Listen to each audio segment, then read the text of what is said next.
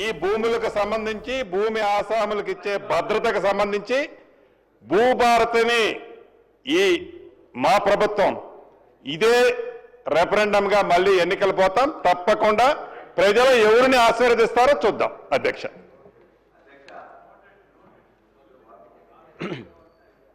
మంత్రులు మాట్లాడుతూ ఖచ్చితంగా మాకు రెఫరెండంగా వచ్చిందన్నారు. మీకు రెఫరెండంగా వచ్చింది 6 గ్యారంటీల మీద మీకు ఇచ్చిన పవర్ తప్ప మీరు ఇచ్చిన అనేక వాటి హామీ 420 హామీల మీద పవర్ ఇచ్చింది తప్ప ఈ ఒక్క దీని మీదనే మీకు రాలేదు. అధ్యక్ష, మేము కూడా ఖచ్చితంగా చెప్తున్నాం. మేము కూడా మీరు ఏదైతే ఇవాళ భూభారతి పెట్టి భూహారతి చేయబోతున్నారో ఆ భూహారతి మీదనే ఖచ్చితంగా మీరు అనుకున్నట్లయితే ప్రజల ముందుకు మేము వెళ్తాం, మీరు వెళ్తాం. ఖచ్చితంగా ఆ రోజు మళ్ళీ ఏం రెఫరెండం వస్తుందో చూద్దాం. వారు చెప్పారు భూస్వాములు జాగీర్దారులు చాలా మంది ఉన్నారని చెప్పేసి. మరి మీ యొక్క ఈ చట్టంలోనే ఈ యొక్క తెలంగాణ సోషియో ఎకనామిక్ అవుట్బుక్ బుక్లోనే మీరు ఇచ్చారు ఏమని, ఈ రాష్ట్రంలో 25 ఎకరాల కంటే ఎక్కువ ఉన్న వాళ్ళు ఓన్లీ 9,000 మంది ఉన్నారు మాత్రమే అని మీరు లిస్ట్ ఇచ్చారు. మరి ఎక్కడ భూస్వాములు ఉన్నారు?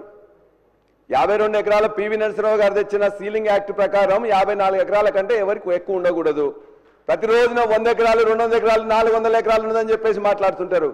అవగాహన ఉండి మాట్లాడుతున్నా లేదా అని చెప్పి తెలియదు ఇది. అదేవిధంగా ఇవాళ అనుభవదారు కాలంలో కూడా మేము చెప్తున్నాం, ఖచ్చితంగా మరలా ఇవాళ అనుభవదారు కాలం పెట్టి వాళ్ళ పేర్లు రికార్డ్ చేయడం అంటే మళ్ళా కౌలుదారుల పేర్ల మీద వివాదాలు సృష్టించడం తప్ప మరొకటి కాదు. అదేవిధంగా ఇలా ఫౌతీ విషయంలో కూడా ఇవాళ ఫౌతీ విషయంలో కూడా ఇప్పుడే సంజీవ్ రెడ్డి గారు చెప్పారు, మేము ఫౌతీ ధరణిలో పెట్టిన ఫౌతీలో అంతకుముందు ఫౌతీలో ఏముండేది, ఆనాడు విఆర్ఓ కానీ విఆర్ఓ కానీ ఆ గ్రామాలకు పోయి 45 రోజుల నోటీస్ ఇచ్చి వాళ్ళందరూ కూర్చొని మాట్లాడుకొని